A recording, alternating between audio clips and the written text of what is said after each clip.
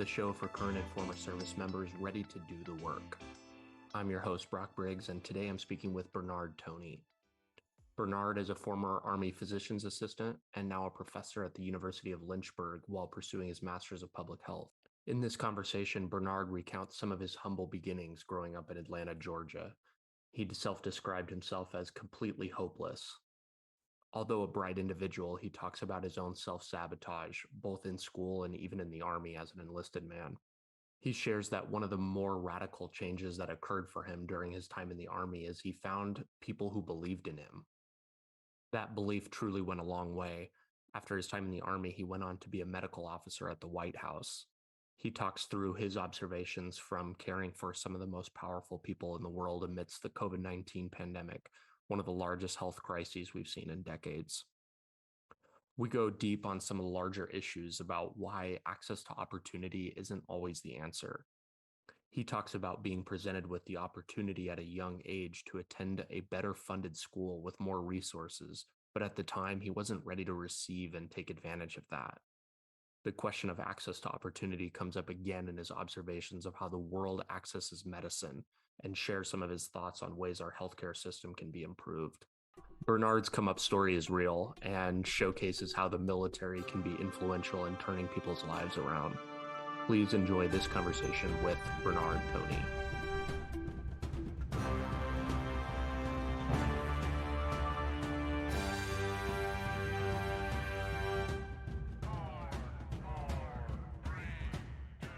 Is there something that you're incredibly proud of that you don't get to talk about very often? Yes, I would say that for me, I am a first generation everything in my family.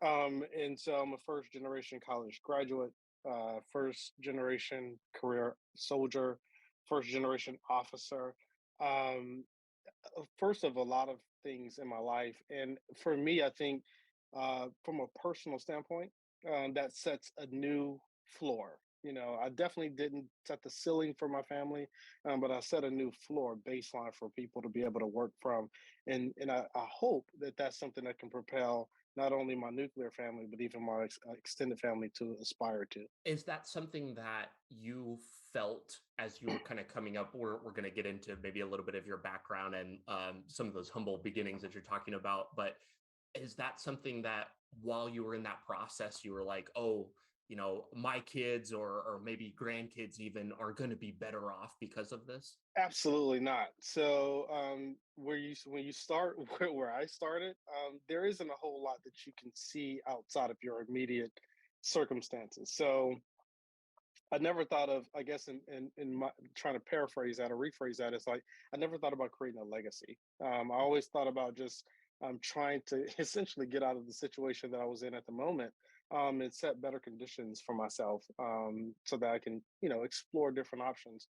But now, in retrospect, hindsight is always 2020. I can see where it laid some groundwork, and I'm hoping that that's able to be built upon by my family and friends. Can you maybe start by getting into some of that background and where you're coming from? We're going to get into where you are today and talk about your field of study and the things that have brought you there. But for context, I think it would be helpful to start from the beginning and talk about that. Yeah, so I guess it depends on how far back do you want to go. People tend to hone in on some of the most traumatic experiences that I had, which were some robberies when I was a young kid and a drive-by shooting. But I guess if I would go as far back as about the age of middle school, elementary middle school, I was always a very bright kid, but I was always in a bad situation, bad socioeconomic environment, high crime rates, things like that. Growing up in Atlanta, Georgia, and I was identified quite early as someone who was bright, smart, and so I was chosen to partake in this thing called the M to M program. So I believe it's minority to majority program in which they would bus black kids or minority kids to white schools where they would have better opportunity. But that was traumatic for me, and so I went there and I self-sabotaged, and that's when I said, I don't belong here. I don't fit in here. These people are better than I am. I can't make it in this environment. And so I self-sabotaged and brought myself right back to my neighborhood school in Atlanta, Georgia, Decatur, Georgia, to be more specific. That sort of self sabotage kind of continued on throughout my middle school years, high school years. And I took on this face of something that, I'm not terribly proud of. I had about 12 gold teeth and I hung out with nefarious characters that to this day, I don't know how I survived that because many of them are dead or in jail. And at the age of 17, about 3.5 weeks before joining the army, I was a victim of a drive-by shooting in which my car was shot up many times, several rounds into my car. And my best friend Ivan Gray unfortunately passed in that shooting. And I had already committed myself to joining the army as an enlisted man during the delayed entry program. So you sign up for the military in your senior year, and then as soon as you graduate, you kind of move on to boot camp. Well, I had already made that commitment, and about 3.5 weeks before joining or coming onto active duty, I was holding my friend in this limpless body on the ground next to my car after a shooting, and so that was for me the start of something that was my past, and as we get more into the podcast and have more of a conversation, we'll see how that sort of bore out into my future. We don't need to spend a ton of time on it because I think that probably is the focal point of a lot of people's. They want to know all about that. Mhm. But I guess my one question to that particular story or circumstance would be: was that a targeted thing to you, or were you a victim of just being in the wrong place at the wrong time? I was a victim of circumstance. One thing I hadn't talked about with some other people in other podcasts or interviews was um, and that happened. I can't explain to this day. I can't explain why it happened. But as a young private, when I was going through my second AIT, I was made to come back to Atlanta, Georgia, to testify in the murder trial. And I don't recognize those gentlemen. I don't think they recognize me. I think that it was completely random, but I can't explain why it happened. But it was definitely a pivotal point. And luckily, they were able to find both of those. What were kids at the time? I believe they were both 17 as well. And so they ended up spending quite some time in prison. I think they're still there. You said that going through being bused to that other school while you're in elementary school, kind of junior high, you're going through this like self-sabotage phase. Mm-hmm. Looking back on that experience, what did that tell you about having access to the opportunity versus being ready to accept the opportunity? Was there Great any kind of question. like detraction there? Like what, we talk about, there are a lot of communities across the Great country question. and the world that are extremely underprivileged and don't have access to that opportunity. But when you said that, hey, I was given this and I didn't take care of it, that's an interesting thing that I don't hear a lot. Yeah. So I think the way you see yourself is important. And in my career, not all of my success, but much of my success is leaders seeing something in me that I didn't see in myself. At that time, at that developmental stage, it's hard to really see yourself as anything other than what you've always known to be. And so for me, it was a challenge because one, I didn't look like anyone in that school. That was traumatic for me. It was like taking a fish out of water, essentially. I mean, it wasn't just the academics and having access to computers and things. It was more so how do you fit in a social context. Um, there were other things that I don't think that were very well planned out. And this isn't a hit on the program, but for example, after school, you might hang out with your friends. Well, for me, I had to take a 40-minute bus ride back to my neighborhood, and so I didn't have those opportunities to build those bridges and make those connections with other people as they naturally would after school because I have to make it back to my portion of the city, and that was a challenge, and I think that in some ways I think that it was well intentioned. It was a part of this integration program, and I'm all for diversity, inclusion, and all those sorts of things. but I think that we have to be prudent about the way that we approach things. We have to be prudent about implementation of things, and so I don't think that I was quite ready for that. I don't remember a conversation about it, and so I think it was just something that said, "Listen, you're smart. This is your opportunity." And to your point, just because a door of opportunity opens doesn't mean you're ready to step through it. What I think is interesting about that call out there is not only were you plucked from your circumstances and placed into something that was extremely irregular to you, but then I could see how that maybe potentially estranges you from your own community as well, because then now not only are you not able to hang out with the kids outside at this other school, you're also not hanging out with the community at your home because you're on the bus still. Right. And you know, and I'll use common terms from where I grew up. Either you know, you go to a school and you're black. You go back to your school and you're not black enough. Right. Somehow you've like made yourself a middle ground there. Right. So you That's fit in funny. nowhere. Were you ever given flack for like being a kid that was going to another school? Like was there any kind of animosity that was felt there because of that?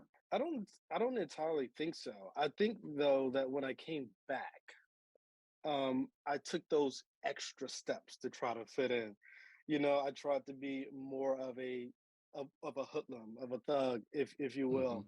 Mhm. And that's sort of where, you know, sort of this transformation with gold teeth and my outward appearance, that's really nothing like, you know, Bernard Toney inwardly, but that's the presentation that I needed to have to be able to fit into that environment.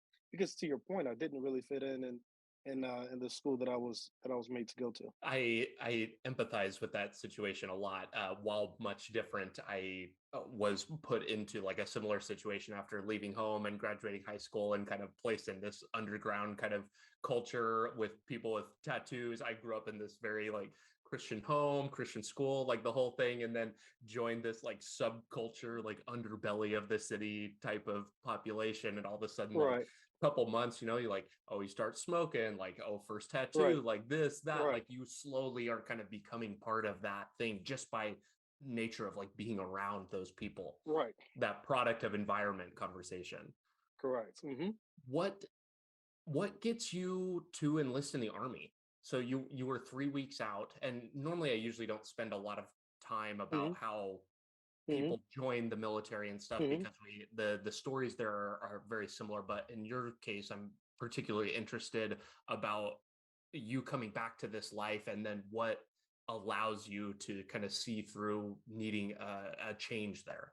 Um, so during that time, again, the murder happened after I already committed to the military. I committed to the military, I believe, in December of '98. Dating myself here, but the commitment was based on everyone had somewhere else to go. You know, the people who were in the hood showed they were headed towards the hood, full stop. You know, I mean, there was nothing that was going to change their trajectory. The people who were smarter and committed themselves to the academics had already defined their college path. Um, I had a 2.1, as I recall. I didn't have any money. I didn't have any stable job. I worked at Popeyes, McDonald's, Pizza Hut. I didn't have any definable trajectory. One thing I did know is that I remember my father did wear the uniform. He was active duty infantry for quite some time. He didn't retire though. I think he did about 4 or 5 years active duty and some time in the reserve. So I did remember seeing his uniform.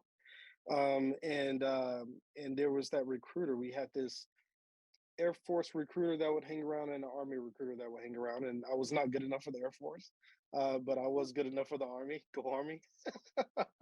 I think I just needed something. You know, I was really like probably many enlisted folks where they're just or anyone who joins the Army. A lot of times they don't either see a defined path to upward mobility or they recognize some leverage that they can get from the army or the military, or they come to join for some noble reason.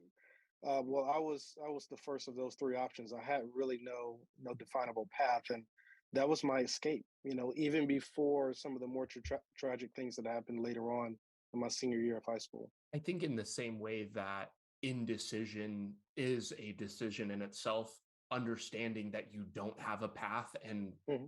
having the internal realization that you need to do something about that, I Hmm. still think that that's so good. Like Hmm. that's needed. And I Hmm. think that almost the worst path of those things, because there's a lot of high school kids that don't Hmm. have that kind of clear path forward, Hmm. realizing that, but then not doing anything about it is probably the worst possible thing that you can do. Right, because not doing nothing is an option as well. I mean, Mm-hmm. so yeah, it was a step in a direction. I just didn't know where it would take me. Mm-hmm.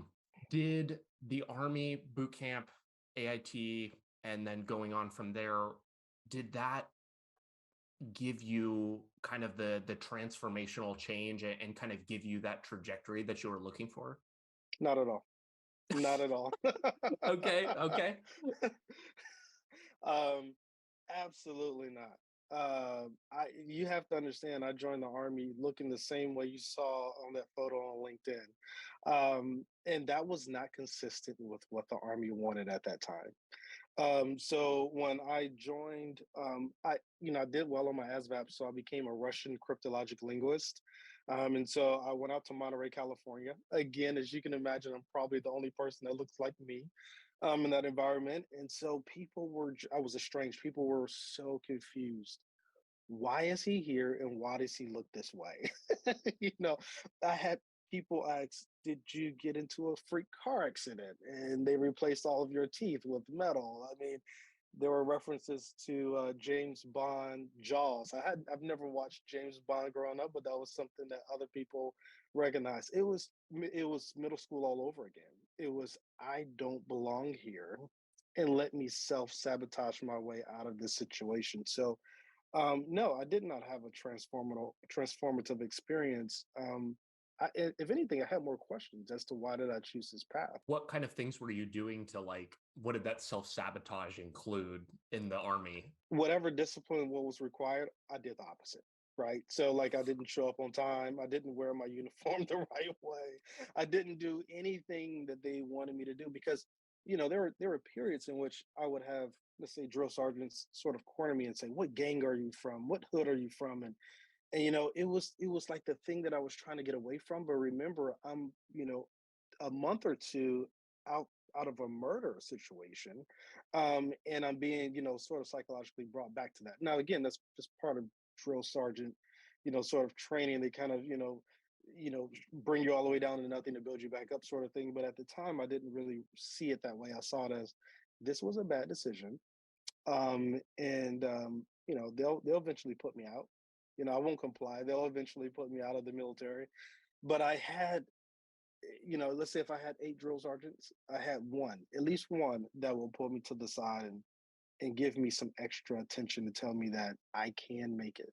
In the face of, there was one drill sergeant. I'll go ahead and name him. Once I got over to AIT, Gary Berkeley. There was a drill sergeant who was haranguing me. And he was saying all sorts of things about, I'm a gangster, I'm from the hood, I'm this, I'm that. And this drill sergeant would have me drop, go down to do push-ups. And so he would tell me to do push-ups and yell at me, but then he'll come over and whisper in my ear, don't listen to these people. You're going to make it. I'm going to protect you. It's like this amazing thing. So outwardly, it looks like he's punishing me. But in that 6 inches of conversation, he's giving me, uplift. It's so funny, the diverse range of people that come into the military, because on one hand you have people like yourself who truly need somebody to believe in them. Like they really need that positive affirmation and encouragement and all of these things.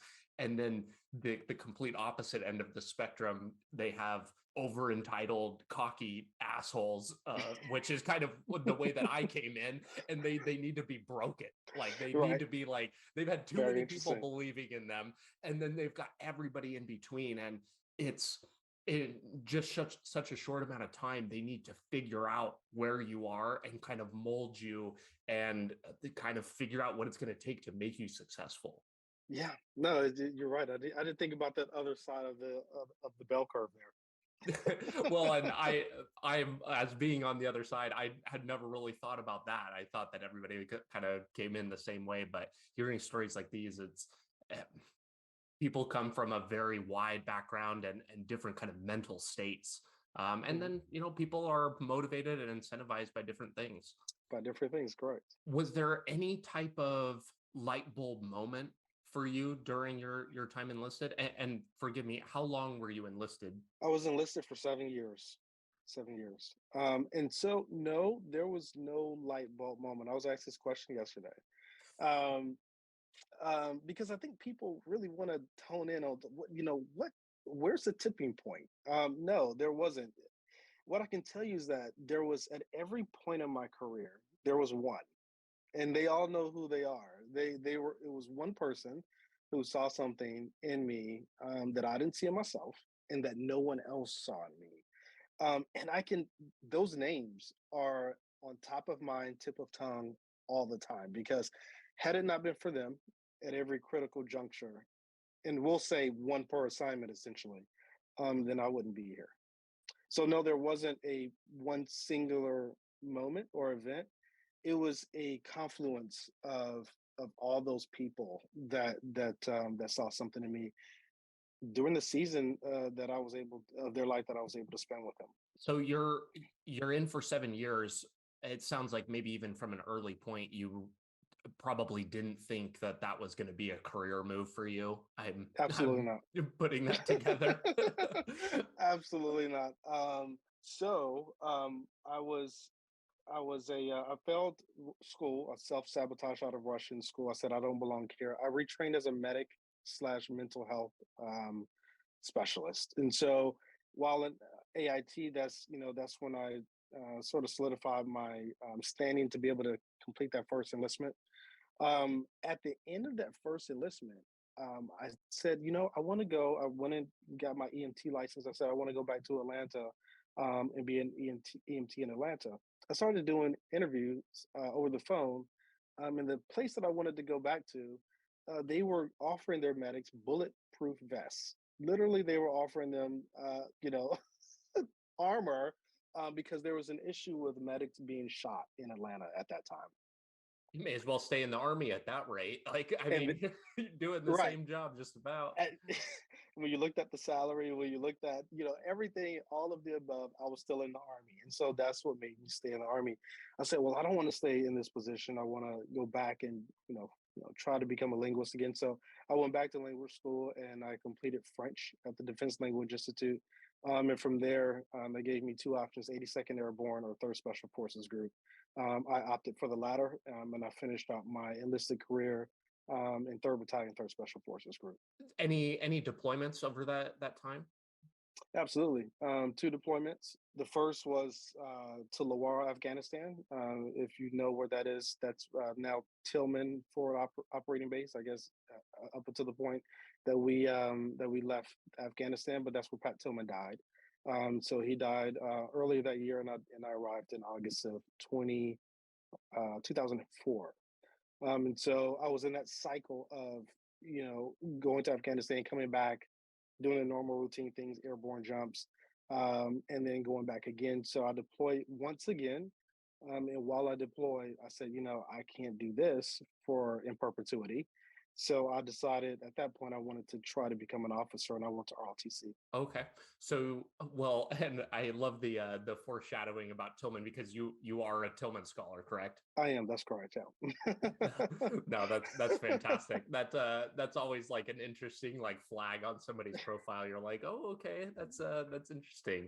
So you at that point you realize like you're wanting to stay in and kind of or like be a part of the army for like a longer period of time. No, no, even then I still didn't. It was at that point it was I don't want to deploy in perpetuity. I know where this ends. And in fact, Well, sorry, excuse me. Sorry to cut you off. Where did you see that ending? Like, what was that ending that you saw and said, "No, I don't want that." so I so when I decided to leave uh 3rd Special Forces Group, it was a bittersweet moment. So my commander didn't want me to leave because my plan was crazy. I had a house, I had cars, I had responsibilities, but I was leaving on an ROTC scholarship, meaning that I didn't have a paycheck. And so my commander didn't want to sign off on that. In special forces, the commander's a major, the company commander's a major. And he said, Sergeant Tony, I'm not signing off on this. So for me, it was really, I wanted to leave the military and get an education at that point. I had already started really trying to get an education earnestly while I was in the military.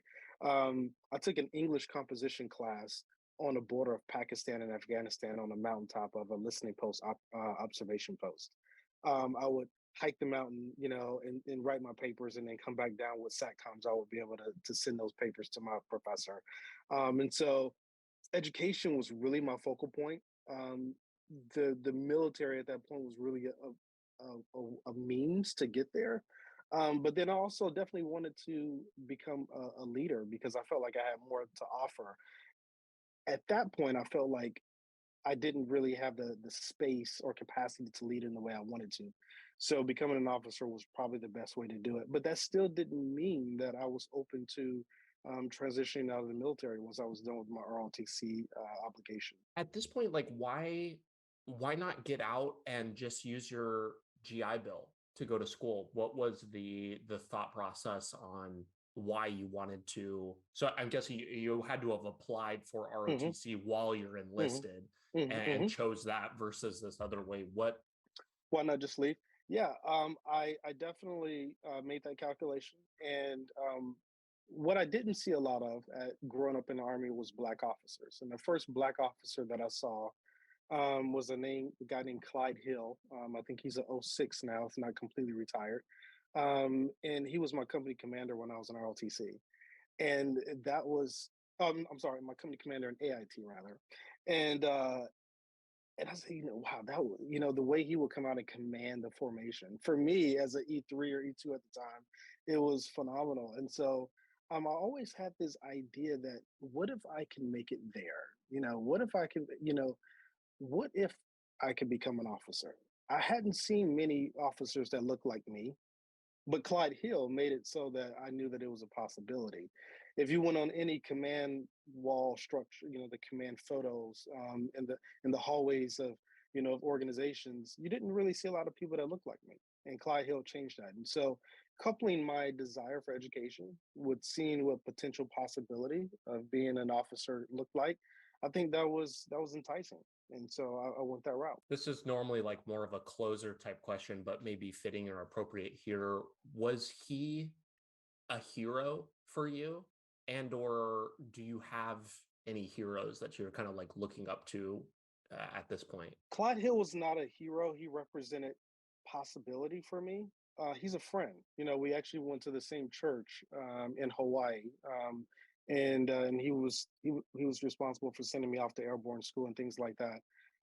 But no, he wasn't. I wouldn't say that he was a hero. I would say that he was extremely influential in my decision making.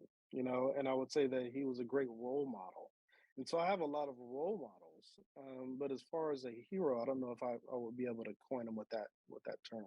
Role models are probably more effective anyway. Sometimes heroes have like this sense of being larger than life, Hmm. and people talk about heroes as very aspirational and inspirational, but I think sometimes they're so detached from they're like so far ahead of you, it like the reality of trying to follow in their footsteps maybe might seem more difficult than than is actually possible.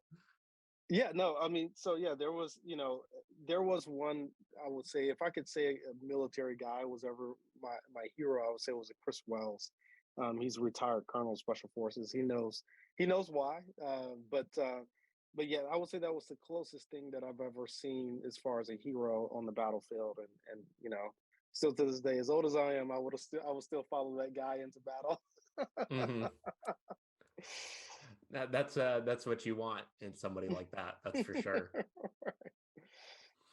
So you get into school, and I feel like just kind of like breezing through your academic record here, you you become like a rock star. I mean, you talking just about climbing up this hill in Afghanistan to send your paper. You're obviously like extremely committed to being successful in school. You said that earlier on you were kind of naturally smart or whatever. What did that mean in the context of college and kind of the relationship of that to the army? Um, that, for me, I think you know, academically, I'm comfortable with a lot of things. And so that school was not really a challenge for me. It was really um, aligning my abilities and talents with opportunities, with programs and things like that. And so I've always done very well in school. And some might say that my wife will tell you that that's the bad part of me, that I'm always in school. I'm still finishing a master's in public health at George Washington University at the moment. At the same time, while being a professor, and so I think I've sort of buried myself in academics because it's where I'm most comfortable. Was ROTC in hindsight the right move for you? And do you ever regret maybe just like I had pitched earlier, like getting out and just going to school and kind of going your making your own route? No, ROTC was pivotal um, because it took me a while to realize that while I had this great experience as an enlisted guy, 2 combat tours to Afghanistan, going in with ROTC cadets who had never really been in the army, I felt like I was larger than life. And so my professor of military science, his name is Colonel McFarland. He just retired. We retired on the same date of this year, actually. Um, he pushed me hard. He made me the ROTC company commander. He made me do things that I just did not want to do, and I appreciate him to this day because had it been left to my own desires and will, I wouldn't have pushed as hard as he wanted me to. And I credit him to me becoming a distinguished military graduate, graduating in the top 10% of the entire nation in ROTC, all schools combined. And so, no, he pushed me to another level. I really appreciated that experience because it helped me see the sort of the difference between what an officer is and what the enlisted career is. And I don't think I would have gotten that in, let's say, OCS, for example, a 3 or 4 month course. I needed those years to be able to be groomed into to what an officer is. It doesn't sound like you actively sought out that type of accountability that he was maybe giving you and No, kind of holding your feet to the fire. I don't think that it's natural for us to look for people to kind of hold us accountable, but it's so important. Like you it need is. somebody that, like you were talking about earlier, like that believes in you, pushes you, and it sucks. Like it's really hard. What have you learned about maybe finding strong mentors? Because when we can't, our natural instinct isn't to go and find these people that make our lives hard, but we need that. How do we Right. overcome that and look for those people and allow them the space in our lives to like hold us accountable? Yeah, that's the challenging part when you're mentor mentee relationship, when you don't really know how to find those people, and sometimes those great leaders don't seek you out. I think just always being open to for me, the idea was, if I can find someone who looks like me, for example. That's the reason why diversity is so important. Not just diversity as far as race and ethnicity, but diversity in experience, diversity in thought. If you can find someone who fits, your mold, but they're somewhere in life that you want to be, to be unafraid to reach out to them and ask for mentorship. Make them tell you no. I've done active seeking of mentors, and I've had mentors that have who've reached out to me as well. I would say in my lifetime, though, it's been more of the latter. More people have sought to improve, Bernard Toney than I wanted to improve myself. So I would say, to your question, you have to have those people. but you have to be open to that mentorship. And sometimes it's not comfortable. But if someone's giving you the attention, if someone's giving you attention in any way that's going to improve your life, be open, be receptive. You don't have to take every suggestion, but I've been blessed with having some of the greatest mentors ever in the military, Mhm. four-star generals, but some of the same impacts or similar impacts have come from E5s.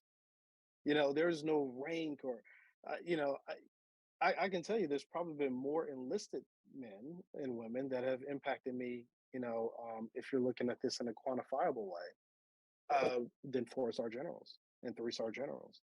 I can email them, I can call them, but I will tell you that the folks that really made that groundbreaking, pivotal impact was at the E5 level. And I'll give you a quick story to kind of Yeah, make yeah. that point. There was a guy named Jason Durr. Jason Durr was on his way out of the army as I was coming into the organization. He wanted to be a social worker. Jason Durr told me, "Hey, Private Tony, you're going to go to college." I said, "Sergeant, I can't do it. I'm not that smart. I'm not going to do it." He said, "Okay, well, listen, I'm a sergeant in the army, and I own you 24 hours a day. Either you can go to college, or I can find something for you to do until I get tired of watching you doing. That can be anything from moving rocks from one place to another, and then back all over again." I took that class. I failed. It was a Western civilization class at some university online. Told him, I said, "See, I told you I'm not smart enough to do this." He forced me to go back to school. I say forced in a loose term. He basically made it so that it was going to be extremely uncomfortable if I didn't. And so I went to school and I started getting A's and A's and A's and A's, and that's been sort of the story ever since. I was able to hire Jason Durr as a social worker when I was an executive officer in Baumholder, Germany, and I was hiring for certain positions in our clinic, and I was able to hire him, and man, that brought me so much joy. I mean, but he put me on that trajectory, that path to be now, at that point, a young captain in a decision making capacity to now impact his life and his family's life. And so um, that uninhibited investment in people is what I was seeing, what I was shown as a young soldier from a multitude of people. No, that is so cool. It's so fulfilling to be able to give back in a meaningful way to somebody that's like had a positive impact on you. Have you thought any about how to filter the advice that we get? Because there is certainly no shortage of people, especially in the military, that want to give you advice on the way things ought to be. Misery loves company, though, as we know. And I remember so many times, I'm sitting down in the galley of a ship, and there's like a brand new check-in, and they're eating their first meal aboard the ship, and they're shaking because they're so nervous, and the gravity of just this situation is so appalling. And Hmm. they are it's like sharks coming to water, like they can sense somebody new, and they just want to tell them like how bad everything is. And Hmm. it's just the most destructive thing, and it's terrible for morale, it's terrible for career wise. Like you want to find a bunch of people that will hate the military, that is the way to do it. Right. So I think that filtering mechanism is extremely important of who you listen to, and decided. Just curious if you had any thoughts or frameworks on how we ought to think about that. Well, for all of my career, I've always felt like I just didn't have whatever it was. I didn't have the smarts. I didn't have the athletic ability, the physical fitness, the leadership abilities to be able to do whatever it took. Um, I think Henry Ford said it best. I think he said, if you think you can, or if you think you can't, you're right. And it makes so much sense. Whatever you're telling yourself, that is going to be your reality, unfortunately. Sometimes it takes those good leaders to be able to pour into you to help you see yourself differently. Um, but it comes back to self at the end of the day. And so even all the way up to me being a captain and applying for PA school in Afghanistan again at this moment. I told my good friend Eric Arnold, he was a major at the time and went on to be a colonel. Um, I said, I'm not good enough. I can't do this, and this is at that point, I was already a ROTC, DMG, Distinguished Military Graduate, already graduated magna cum laude, already had, I excelled academically, but I still told myself I wasn't good enough. Um, I needed that push. I needed that extra attention from good leaders, but it ultimately came down to what I told myself. And if you find yourself telling yourself things that are antithetical to where you want to be, that's a problem, and you might, another good way to look at this is if someone's in your same foxhole complaining about things, then they're probably not the person that you want to listen to anyway. So I always sought out people that were in positions that I wanted to be in later on. And so I will listen to those folks, and they oftentimes had a different message. Almost universally, they had a much more um, forward thinking, forward looking message for me, because they had broke out of those initial sticking points that gets a lot of people, or they did break out of situations that were very difficult for them, and so they had a testimony, and I was able to use that testimony and live vicariously through those folks and apply it to myself. Did you say that you were applying to go back to Afghanistan now? No, no, no. I was saying that when I was a captain, I was applying for PA school. I was already a medical service corps officer, and I was applying Oh, for okay. PA school. And at the time, I wasn't confident in my abilities, and so Gotcha. that was the third time I was in Afghanistan applying for something. Oh, okay. I gotcha. I think I'm seeing a trend here. I think when I get to Afghanistan, I apply for something. All right. Anytime you're ready for like a life mix up, you better just head on over and get you thinking real deep Right. about what the Hey, next couple steps are. there you go. There you go. If you want to really change your life, go to the worst conditions and environment ever. It is funny what that does to you. And I think that that's why just like hanging out with junior enlisted people, why people make such rash decisions on stuff is because you get into a stressful situation and all of a sudden it's like, the classic like junior troop thing, like I need to get married like today, Right. like Right. I need to go buy this Right. expensive car or like just do this Right now. really wild stuff. Yeah. And it really quickly can kind of like catapult out of control. So yeah, that stress on our mental health is a rough one, and you got to filter out what you're going to do with it for sure. Right. So I want to talk for kind of our remainder of the time about your interest in medicine, what you're doing now. When you like cross trained, I think you called it, to the medic side, did Mhm. that did you instantly say, "Oh yeah, this is really good"? Like where did that interest in health come from? Um, no. So if you recall, so I failed Russian. I became a medic slash mental health Mhm. technician, but I wanted to go back and finish that language. Though that was a personal goal. Where I really sort of decided that I wanted to go on this path was I was in Afghanistan working as a French cryptologic linguist for Third Special Forces Group. Those two things don't match up very well. There's not a lot of French speaking Afghans. And so I spent a lot of time working with the special forces and medics because of my previous combat medic experience as an enlisted guy. And so um, there's this one amazing medic named Bruce Holmes, who just retired from Special Forces this year, I believe.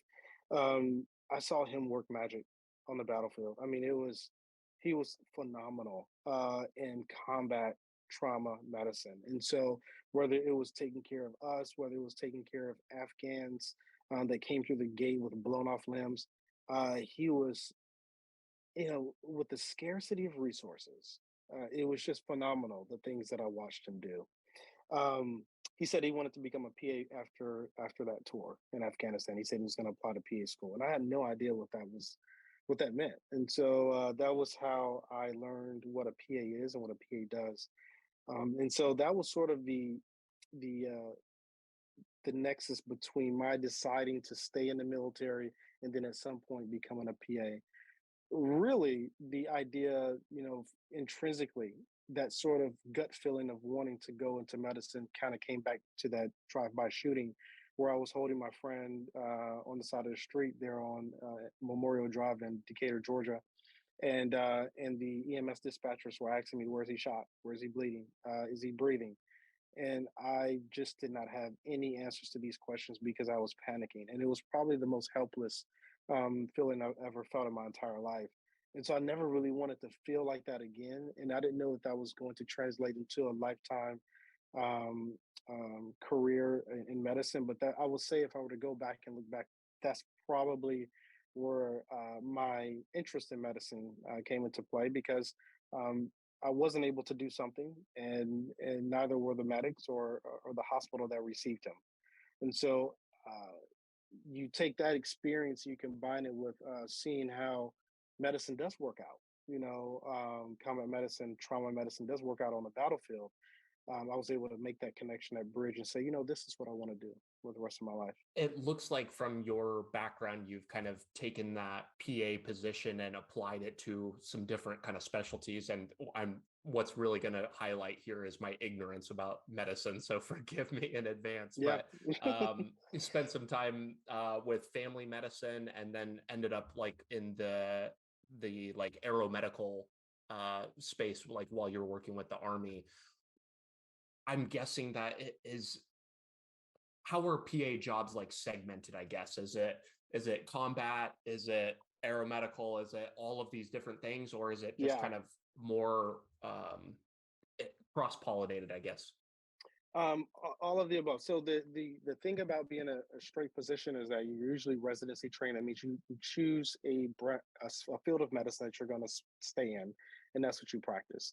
And so if you have a cardiologist, they study cardiology. They did residency, and that's what they do. They take care of the heart, and in perpetuity.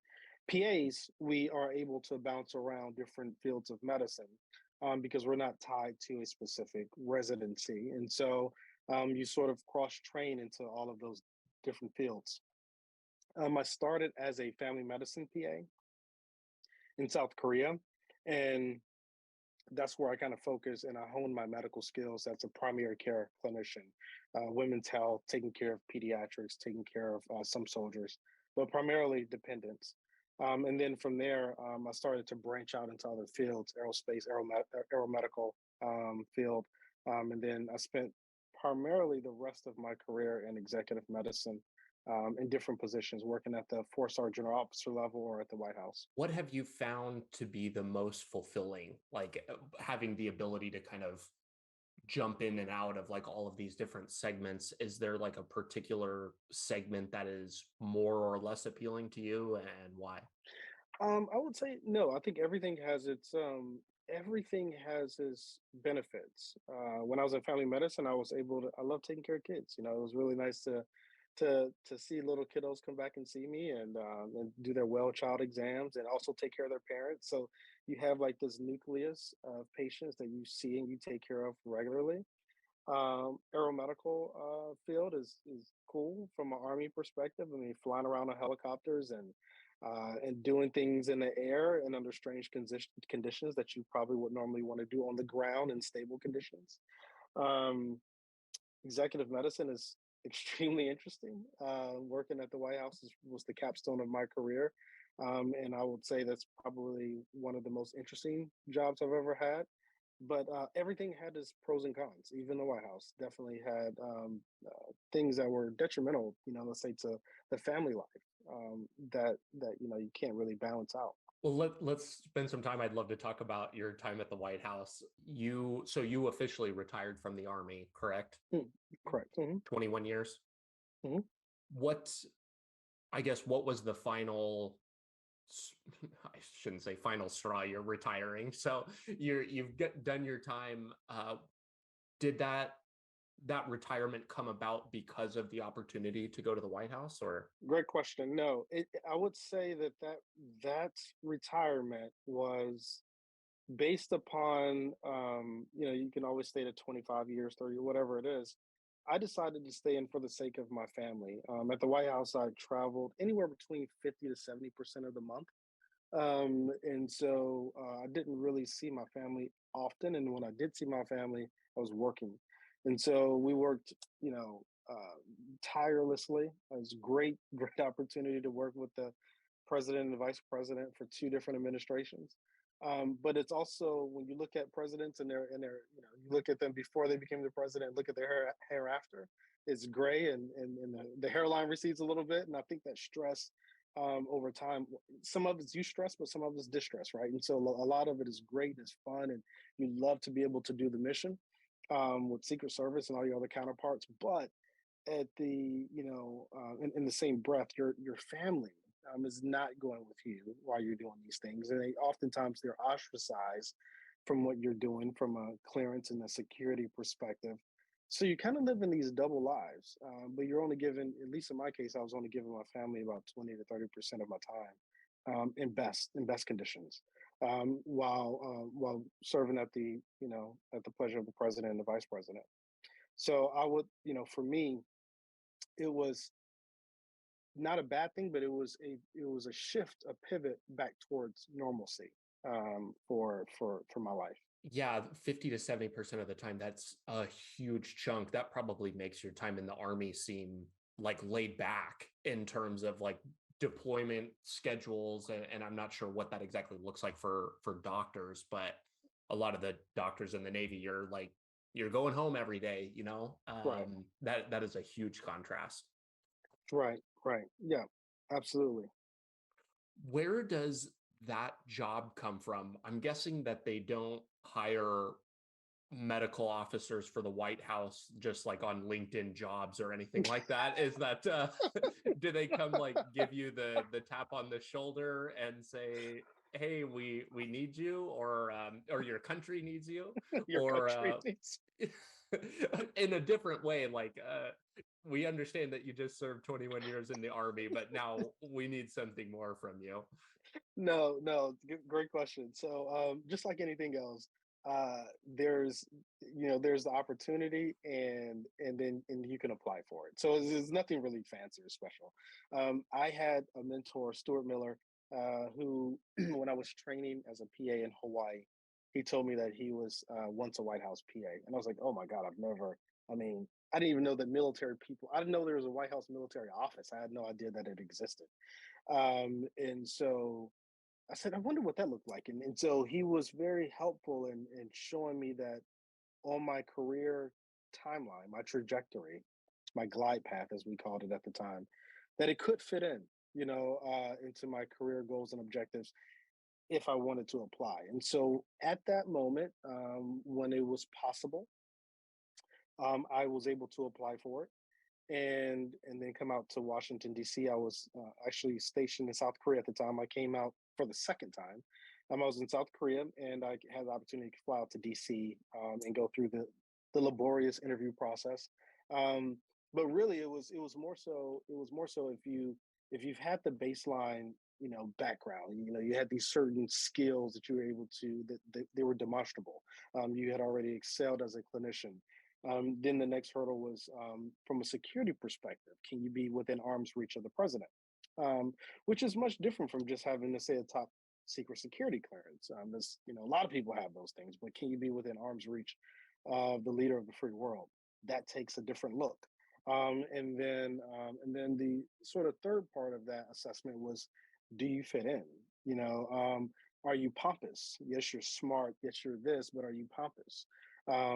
Are you humble? Are you able to do things that probably don't fit into your job description? And so sort of those assessments took place, and then they make their determinations and kind of go from there. I imagine that the screening process for something like that would be extremely rigorous, but I didn't really think about what those extra questions might look like about personality. And I imagine if you're literally going to be administering medicine to, people who are there. And I guess maybe could you maybe describe what that job entailed and like what your day-to-day responsibilities are here in just a second. But yeah, I didn't really think about you. Probably don't want to be like a super rude, like you said, a pompous person if you're going to be dealing with that level. Right, right, absolutely. You could definitely find resumes that look stellar.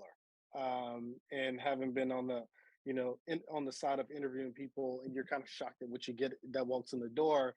Like, wait a minute, this resume looks amazing, but I would never want to work with you or for you or anything. Right. So it's we were blessed in that we were able to pick our teammates, which is not a common thing in the military specifically, because generally you show up to a unit, you just get orders. It doesn't matter if you're an officer or enlisted; it's all the same. You get orders, and then now the unit has to figure out how to integrate this face into this space for a function. And so, for our team, we're able to pick our teammates. Are you able to talk about like day-to-day responsibilities, what did waking up and going to work look like for you? No 2 days. Well, we'll put it this way, without going into a lot of granularity. No 2 days are alike.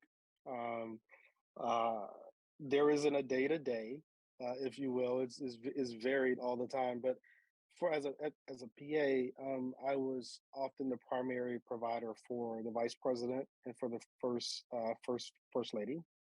And so that meant a lot of travel with the principals. So if I was traveling with the vice president or the first lady, I traveled all over the world, not just the United States, but every country.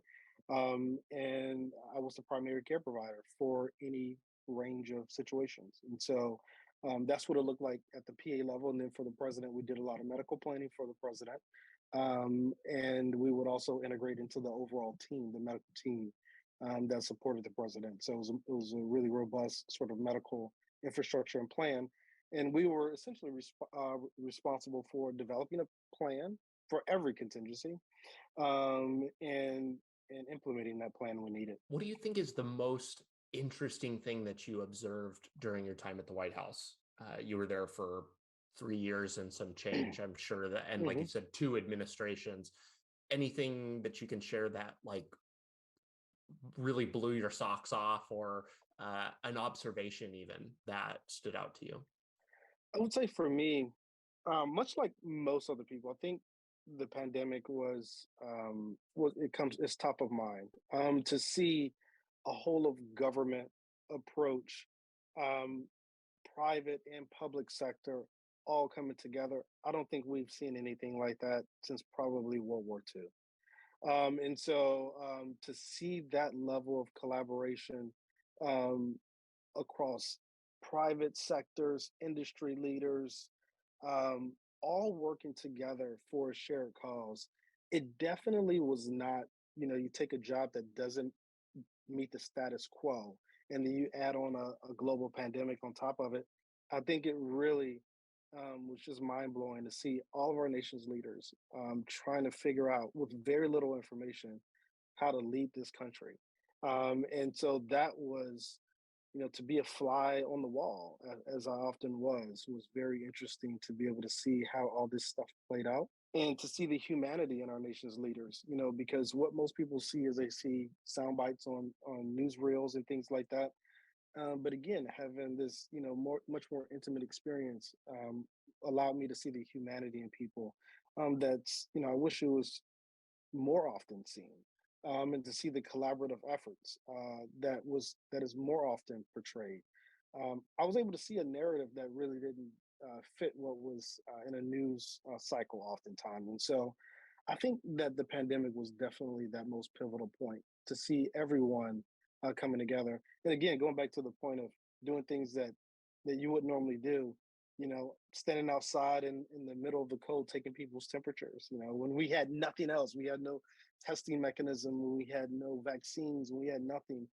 Seeing my colleagues at all ranks, doing everyone else's job just because that's what we needed to do to protect one another and the nation. Did that lead to any changes in how you, other than like the observation of like humanity, as you said, was there any changes in how you see the world, how you see medicine being charged Absolutely. with the kind of the responsibility of the health of very critical people in the world? Absolutely. I would say that that's what prompted me to go back to school to get a master's in public health because I was able to see, you know, the inequities that exist in the United States and more broadly around the world. How access to testing, and again, this isn't White House driven, but this is things that is distributed across all the 50 states.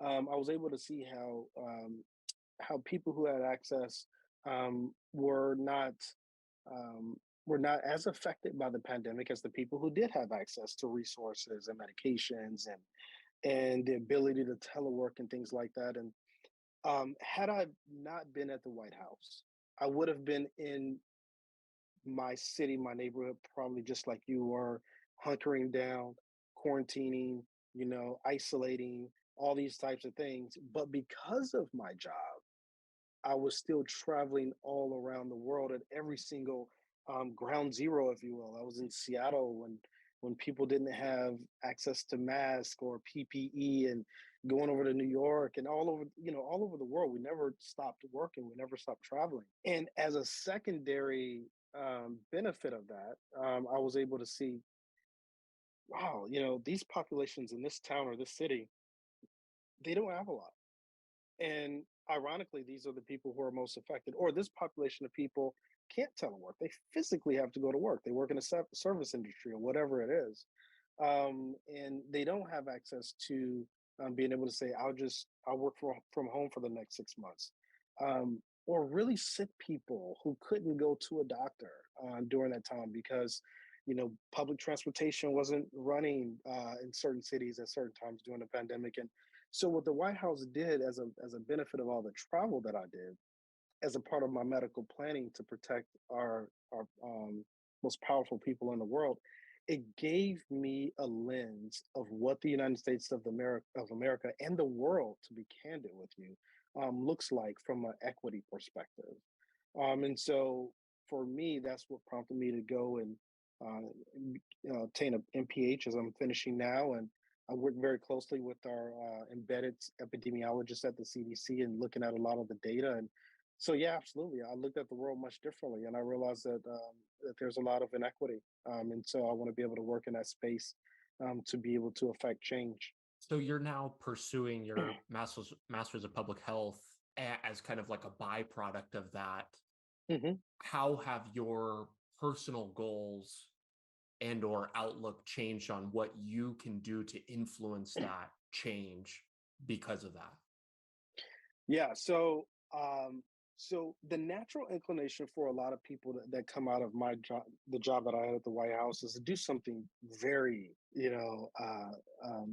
unique and different and unorthodox. There's some physicians that left the White House that, they created this executive medicine sort of deal for people who have enough money to own yachts, but they need a medical plan, as they're sailing the seas. And I've had folks that have gone to work for, sort of in the same capacity, executive medicine for the billionaire class and things like that. For me personally, I just realized, that I can do more good um, taking care of and figuring out ways to impact the least, of our society, the people who are on the margins of society, the people that no one will ever know their name, unfortunately. I feel like I've been able to develop an acute awareness of what those people look and feel like. And for me, that's my personal fulfillment. That's my personal journey in life. Case in point, I went out to India with President Trump, and India is an interesting place. I was in New Delhi, and I remember we stayed in this nice luxury hotel, and we had everything you can ever imagine, worthy of a president and his staff and his delegation. And then I would go into the city and see women begging me for for food, half naked, and their children were already at the age of 2 learning the begging sign. Give me money, please give me money. And so it was hard to reconcile that. Although I had already been in Afghanistan as a soldier, I was much more closer to what poverty and distress looks like at that moment in my life.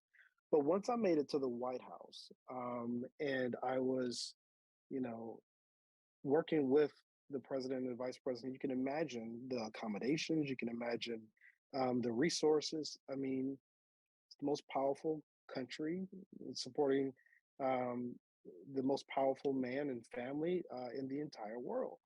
And so that stark contrast is hard for me to reconcile even to this day, knowing that there's probably about 1 billion people who are in the conditions that they are, that they don't have enough money just to stay alive.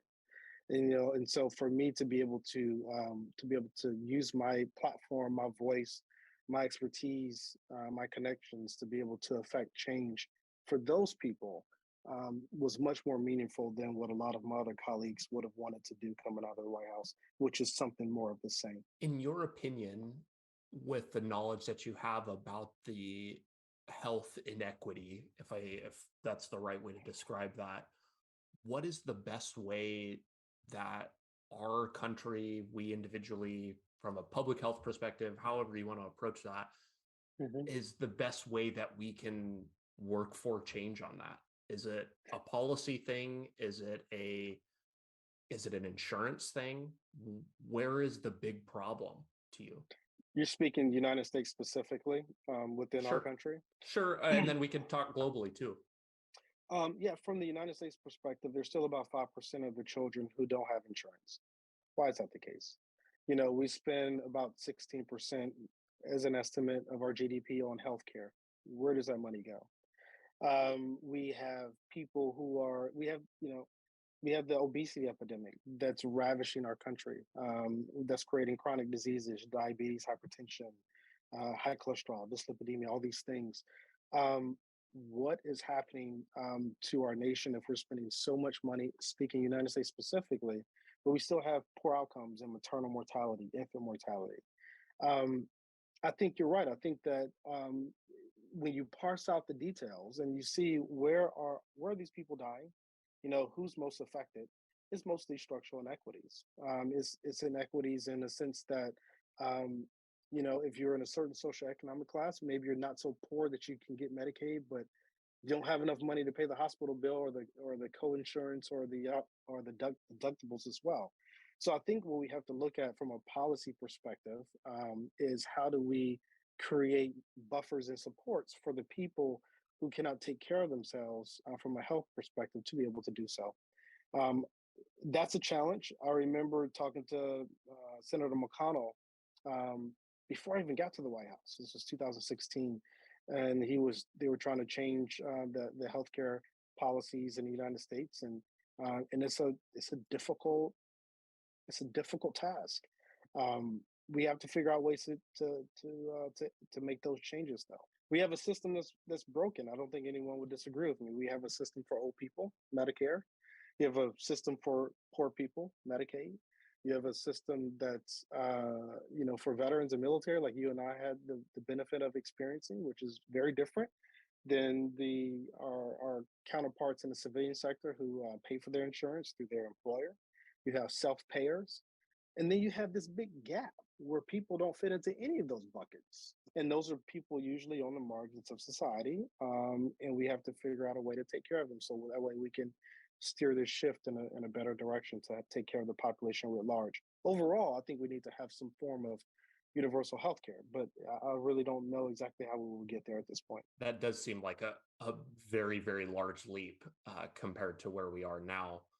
This is going to be kind of like a personal question just from like my own interest in healthcare and why we're in the position that we're in today. Do you think that greater access to care over time, we're still obviously have a long way to go as you're highlighting here, but over time that is increasing. Do you think that that expanded access drives the cost up? like we're visiting the doctor more, and so that insurance costs more. And so kind of the point that you made about where all this money is being spent, but like where is it going, like if the numbers aren't changing? Yeah, so it depends on what you're measuring. It depends on what you choose to measure. The United States, I would never go anywhere else in the world for healthcare. That's me, right? So this is the greatest country in the world for healthcare. We're super highly specialized, right? If you have the most rarest form of an autoimmune disease, you'll find a team of physicians to be able to address that. If you have the rarest cancer, we have cancer centers all over America. Um, where we don't do well is the primary and preventative care, and so that most expensive care, the cancers, the autoimmune diseases, the chronic diseases that are very long term. Those are the people who are going to consume the most expensive care, but not the greatest quantity of care. What we need to figure out is how do we expand care, basic care, to the general population and preventative care so that they don't have the chronic diseases that are costly. It takes much more money to, for example, manage diabetes and high cholesterol than it does to give immunizations, right, to children, than it does to do a wellness checkup, to give good health education and promote health literacy. That's peanuts compared to expensive MRIs and PET scans and CT scans and the cost of specialists. So the population of people who are really sick is growing, and their diseases are expensive, and they're living with those diseases longer. So that means we're investing more of that money into very certain vertical disease conditions and states.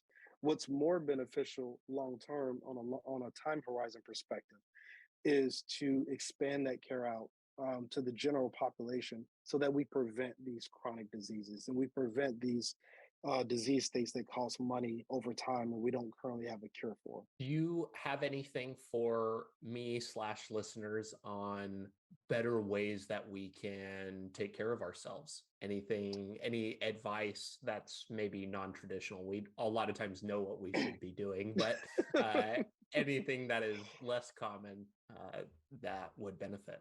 Unique advice? No, I would say if you're in the military, you're probably getting, some of the best advice, forced advice ever, right?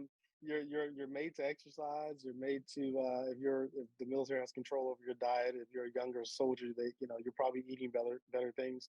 But I would say, look at your family history.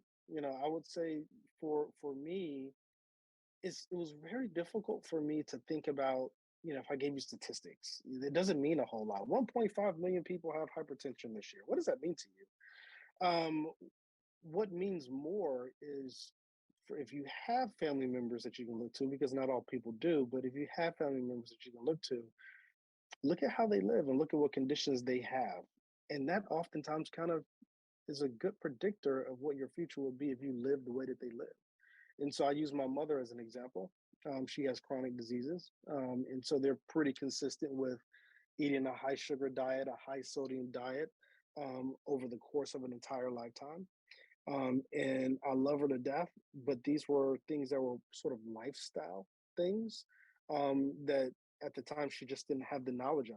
I grew up in we drank Kool-Aid. I don't know if you've ever heard of Kool-Aid. You're so young, but we drank Kool-Aid, and it was nothing but sugar and food coloring.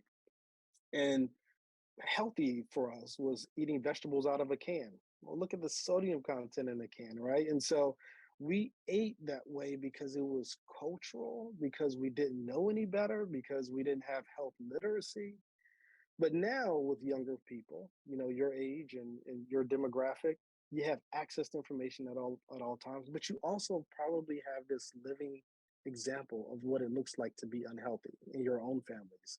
And so if you look at those examples and now you have all this information on how to avoid it, then that gives you this more personal nexus of how to figure out ways in your own lifestyle to be able to avert those disastrous health conditions. What is the end game for you? What are you working towards? Is there a job title or something that is aspirational for you from this, as if you haven't already accomplished enough. Like I'm here to gas you on all of those things, but what are you working towards? My goal is that there used to be about 1 billion people in poverty. COVID has made it so that it's harder to measure those numbers. But there's, let's say, 750 million to 1 billion people or so in extreme poverty. We don't have extreme poverty in the United States. We have relative poverty. We have people who aren't millionaires, but they can't, but they can still go to a food kitchen. They can still find shelter, at night, those types of things. Um, I want to work in a cross-sectoral way to be able to affect that bottom billion people in the world, because those are the people who don't have enough money to stay alive. And so you might ask, well, how do you fit into that if it's this, you're not an economist? Um, well, all these things interconnect. So healthy kids do better in school. So if you're in sub-Saharan Africa, you get malaria on a regular basis. That means a lot of times you're not attending school. If you're not attending school, then you're not getting an education. If you're not getting an education, then you're not getting a good job. If you don't have a good job, then you're not productive in society. If you're not productive in society, that hurts the overall economic standing for that country, the GDP, the productivity. You have to have healthy people to have healthy, productive citizens of whatever nation that you're in. And so my goal is to be able to affect that bottom billion from a healthy perspective to get them off that, off the ground and onto the first rung of the development ladder. And so that way they can take care of themselves at some point. But you can't really take care of yourself if every single day is a struggle just to stay alive. We're not having the right conversations if we're saying just give them more medicines or just give them more shots. We have to work in a cross-sectoral way with environmentalists, people who work in industry, people who work in infrastructure development, people who work in economy, economic planning, people who work in governance, working in all those different areas to be able to tie all that together is important for me, and health is a big part of it. So you'll probably find me in sub-Saharan Africa and other low and middle income countries moving forward. That's fantastic. I think that that's a very admirable mission, and it really highlights you're not really any good to anybody. We're not able to fulfill our own dreams. We're not able to help other people. We're not able to do anything unless your own personal, physical, and mental health is all squared away and aligned. Hmm. Absolutely. Bernard, this has been a really, really fun, enlightening conversation. I have one closing question for you. What can we learn from you and your story that we can implement today? That's a really great question. Thank you for asking. I would say you mentioned a lot. I believe some of the people who might be listening to this might be younger, maybe lower enlisted, maybe aren't considered. They don't feel like they're leaders. Um, I would say that even if you aren't in a position of positional leadership, you're not a first sergeant, or you're not an officer that's leading an organization, or even in the civilian sector, if you're not considered in a position of leadership, personal leadership means oftentimes so much more. And you can do that just about at any level.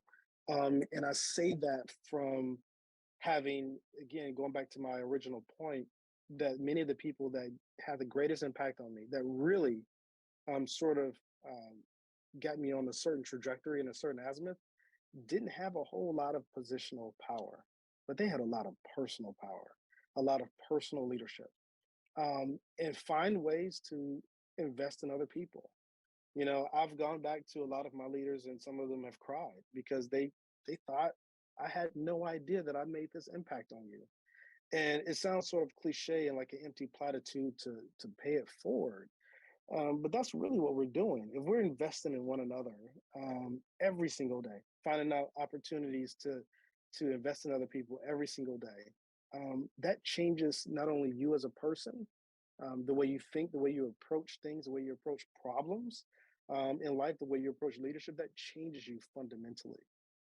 But as a byproduct, you're probably changing other people's lives as well. And so it's mutually supportive.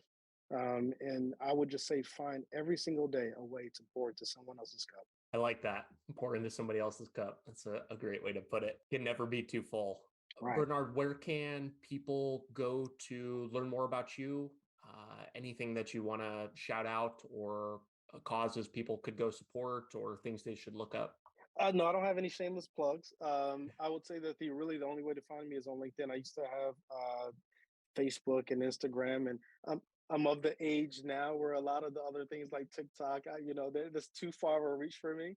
And because of my national security background, I've kind of limited myself to the LinkedIn platform. So that's usually where you can find me, and that's usually where you'll find whatever initiatives that I'm working on and collaborations that I have with other people. But I'm always looking for opportunities to work with other people. And if you need a mentor, if I can't be your mentor, I probably know someone who can. So absolutely reach out to me on LinkedIn. Awesome. I know that that's where the White House found you. They hit you on hit you on the LinkedIn jobs. Bernard, thank you so much. All right, thank you. Thanks so much for tuning in today. Your listenership helps me better educate people like you and the rest of our nation's military, both past and present, on building a successful life outside of military service. If you're looking for more ways the top vets are leading more effective lifestyles, building businesses, and using the resources designed specifically for you, press here for a selection of some of the best clips. Be sure to like this video and subscribe to the channel to stay up to date, and I will be talking with you soon.